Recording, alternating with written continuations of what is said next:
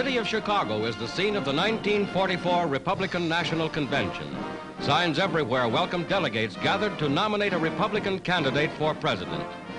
Governor Bricker of Ohio, who was nominated candidate for vice president. And here is Senator Taft from Ohio, prominent among the delegates. The nomination of New York's Governor Dewey was conceded almost before the convention opened. Congressman Martin, permanent chairman of the convention, chats with former Governor Landon.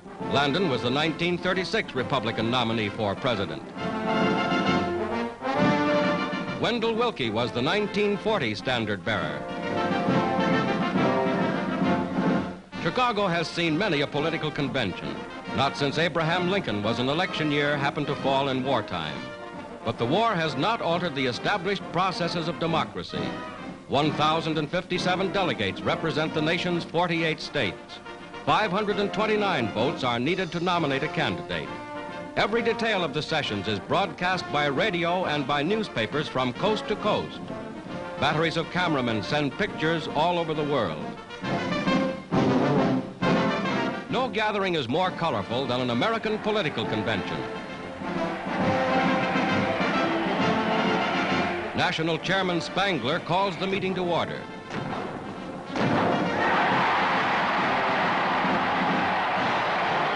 He introduces Governor Warren of California, who delivered the keynote address. The Republican Party is pledged to full international cooperation for the war and the peace.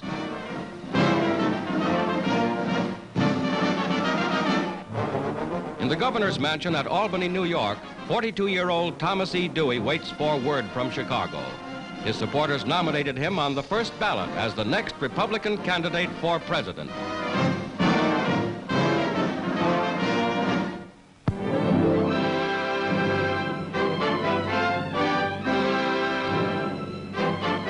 In liberated Rome, city of 2.5 million inhabitants, the people hailed the new coalition cabinet, made up of Italy's 6 non-fascist political parties. The cabinet is headed by the lifelong liberal Bonomi, seen here with Count Sforza. New York's Colonel Charles Paletti, as Allied Commissioner of Rome, has pledged, "The first thing I want to do is to make a real effort to get the fascists out." Signs proclaim a massive thanksgiving for the Allied victory. Men of the Fifth Army are first to attend religious services.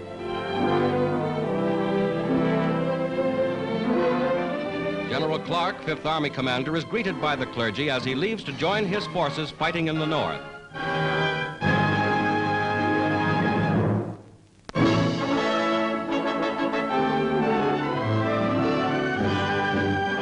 In the White House at Washington, President Roosevelt approves legislation to provide for America's war veterans in the peace to come.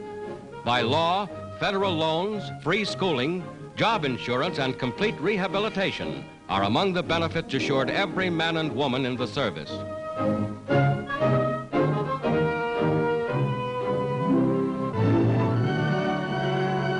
Here is a typical center already established for convalescents.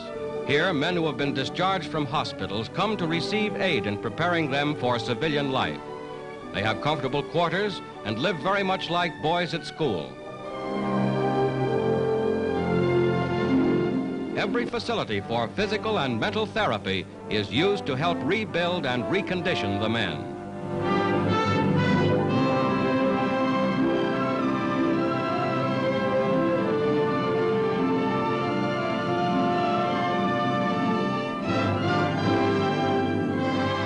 Farm chores are welcome chores to men just back from the war.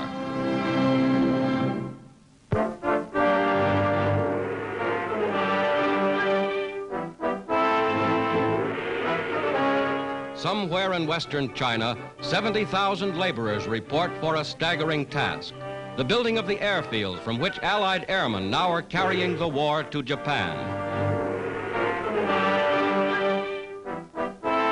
This is one of the amazing stories behind China's war effort. This shows how people with bare hands and the most primitive tools transformed areas of once swampy rice fields into firm, rock-bedded runways for the planes of the United Nations.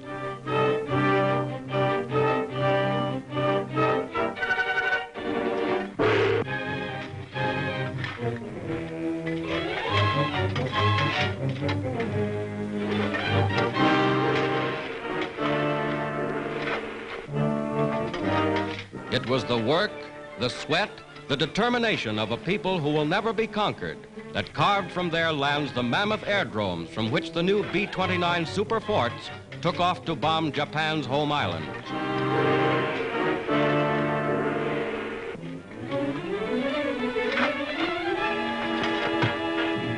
In China, no one is too young to be a patriot. The stones are brought by hand from a riverbed 5 miles away.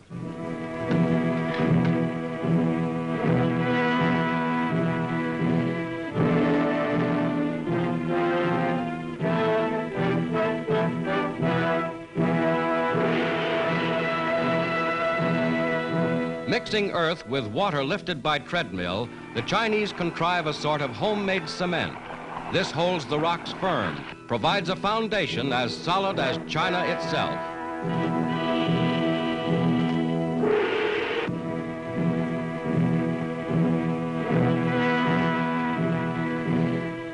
Time out for lunch. There's no working on an empty stomach.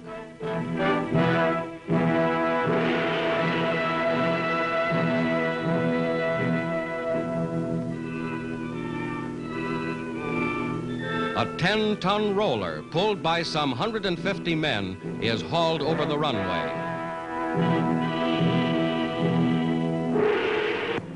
This is one of the giant new planes, the American B-29 Super Fortress. Already they have blasted Japan's war industries. Their raids from bases in China may soon affect the entire course of the war.